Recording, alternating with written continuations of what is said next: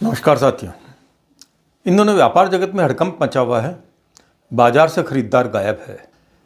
जो इंडस्ट्रीज है वो बायर के लिए तरस रही है। प्रोडक्शन बराबर जारी है। समस्या ये है कि आखिर बायर गया कहाँ। तो बहुत सीधा सीधा जो आजकल एक कारण नज़र आ रहा है बाजार में ग्राहक नहीं होने का, वो है आयकर कानून की धारा 43B। आयकर कानून की धारा 43B में एक सेक्शन H इंसर्ट किया गया पिछले बजट में, जिसमें यह बताया गया है कि यदि आपने किसी तरह की कोई परचेजिंग की है बाज़ार से, अब किससे की है इसमें भी आपको मैं बतला दूं या स्पष्ट कर दूं। आपने यदि MSME एक्ट में रजिस्टर्ड, आप इसे ध्यान से सुने, रजिस्टर्ड यदि कोई व्यापारी है, उद्यमी है, उससे यदि आपने माल परचेज किया है तो उसके बिल का भुगतान, चाहे आप किसी भी स्टेटस में हो, आपको 15 दिन में करना है। अब इसके बाद आप कहेंगे जी हमें तो किसी ने कहा है कि 45 दिन में कर सकते हैं। बिल्कुल सही सुना है आपने, 45 डेज में भी कर सकते हैं, मगर ये परचेज और बायर मिलकर तय करेंगे इस बात को कि बिल का भुगतान 15 दिन में होना है, 20 दिन में होना है, 25 दिन में होना है, 30 दिन में होना है या 45 दिन में होना है।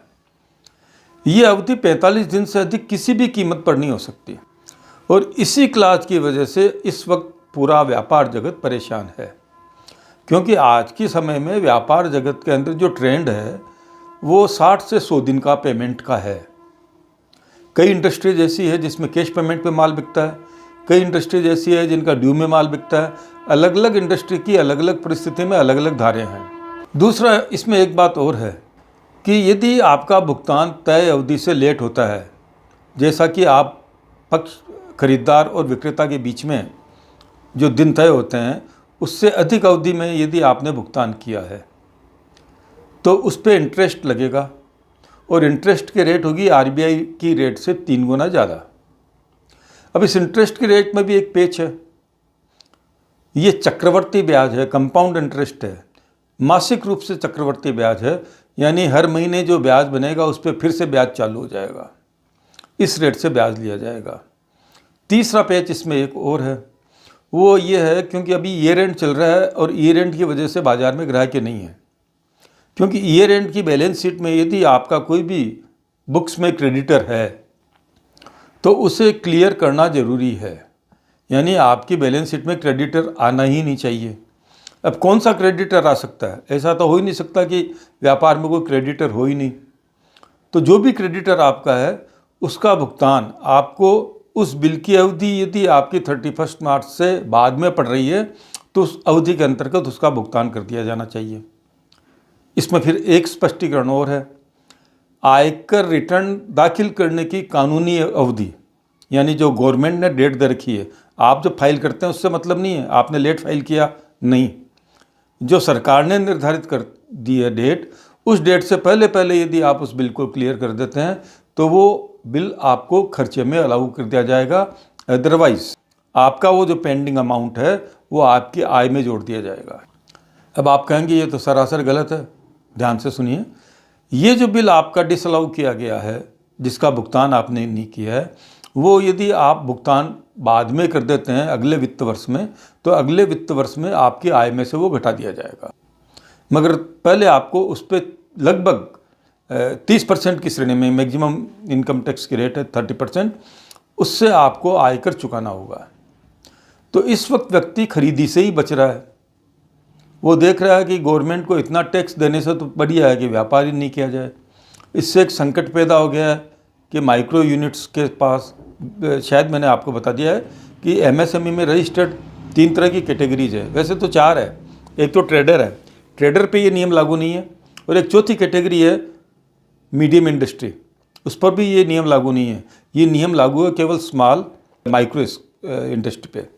लोगों का यह कहना है कि व्यापार जो सिमट कर या तो ट्रेडर के हाथ में आ जाएगा या मीडियम इंडस्ट्री के पास चला जाएगा, और ये जो माइक्रो और स्मॉल इंडस्ट्रीज है ये क्रश हो जाएगी। खैर ये अलग विषय है, अभी हम कानूनी पहलू पर बात कर रहे हैं। तो कानूनी पहलू ये है कि ये जो सेक्शन इंसर्ट किया गया है, सेक्शन H, जो बिलों के भुगतान के संदर्भ में है, इससे बाजार में हड़कंप मचा हुआ है, व्यापार रुक सा गया है। जो लोग सरकार के टच में हैं या जो प्रतिनिधिमंडल में गए हैं, सरकार के पास कई तरह के डेपुटेशंस गए हैं इस बात को लेकर, उनका ये मानना है कि सरकार इसे वापस तो नहीं लेगी, मगर इसमें कुछ संशोधन कर सकती है। अब वो संशोधन क्या कर सकती है कि इस पेमेंट अवधि को बढ़ाया जा सकता है, 45 दिन के बजाय इसको 60 दिन या 90 दिन किया जा सकता है, ऐसी बाज़ार में चर्चा है। इसका कोई ठोस प्रमाण हमारे पास नहीं है। यदि सरकार ऐसा कुछ करना चाहती है या करने का विचार रखती है, तो मेरा इस वीडियो के माध्यम से ये कहना है कि सरकार को जो भी निर्णय लेना हो जल्दी से जल्दी ले, क्योंकि खरीदार असमंजस की स्थिति में है। बाज़ार में खरीदार नहीं है, इंडस्ट्री में प्रोडक्शन चालू है, और स्थिति यह हो गई है कि जो ट्रेडर हैं और जो मीडियम स्केल इंडस्ट्री वाले हैं, वो स्मॉल स्केल वालों को और माइक्रो स्केल वालों को दबा रहे हैं भाव कम करने के लिए, और कम भाव में उनका माल खरीद के उसके बाद मुनाफा कमाना चाहते हैं। तो इसलिए जैसा कि हमारी कहावत है, का वर्षा जब कृषि सुखाने, यानी कि यदि खेत में समय पर पानी नहीं आया, बरसात नहीं आई और फसल सूख गई, और फसल सूखने के बाद यदि बरसात आई तो वो बरसात किस काम की। तो सरकार को यदि किसी भी तरह का कोई विचार करना है इसमें किसी तरह का संशोधन करने का, तो वो अंतिम तिथि की इंतज़ार नहीं करे, जल्दी से जल्दी भ्रम के इस वातावरण को दूर करे, ताकि व्यापार सुचारू रूप से चल सके।